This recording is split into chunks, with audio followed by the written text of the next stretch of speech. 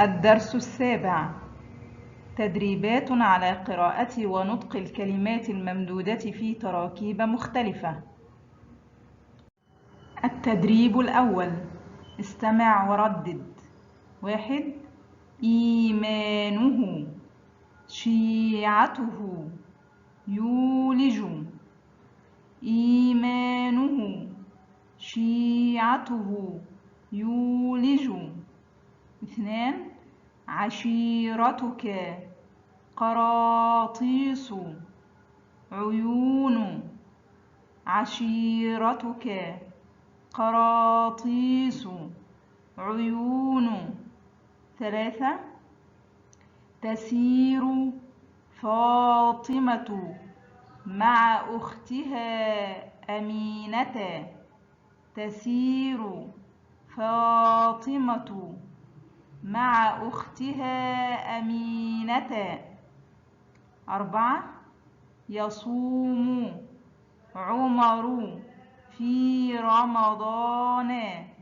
يصوم عمر في رمضان. 5. أحفظ سورة الفيل. أحفظ سورة الفيل. التدريب الثاني: استمع وضع خطا تحت الكلمة المسموعة التي بها حرف مد. 1. بيتي أمان. بيتي أمان. 2. عيون البقر واسعة. عيون البقر واسعة. 3. قابلت سعيدا. قابلت سعيدا. بعد استماعك ضع خطا تحت الكلمة المسموعة التي بها حرف مد. هل الكلمة المسموعة في 1 هي أمان أم أمين أم أمور؟ 2. هل الكلمة المسموعة عيان أم عيون أم سعيد؟ عيان أم عيون أم سعيد؟ 3. هل الكلمة المسموعة سعادة أم سعيدة أم سعودة؟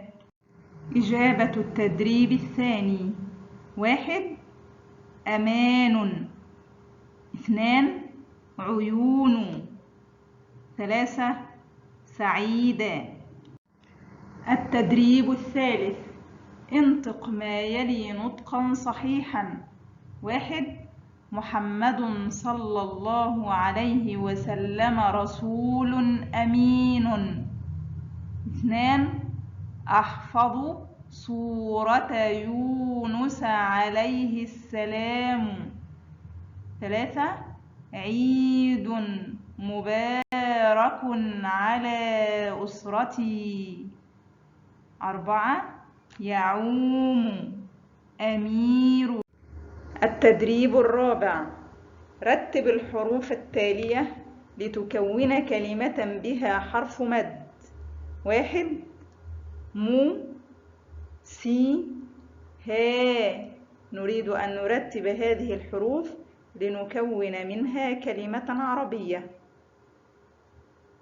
2. يو، نو، عو. 3. عي، دو، سا. نريد أن نرتب هذه الحروف لنكون منها كلمات بها حرف مد. إجابة التدريب الرابع: 1. سهام. 2. عيون. 3. سعيد. التدريب الخامس: اذكر 3 كلمات بها حروف مد مختلفة.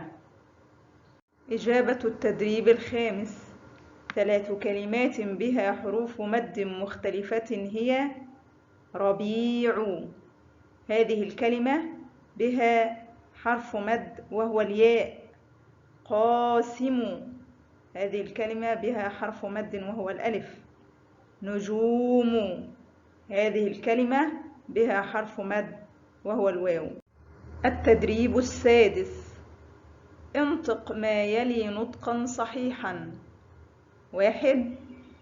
كرتي صغيرة، ساعتي جميلة، عصفور صغير.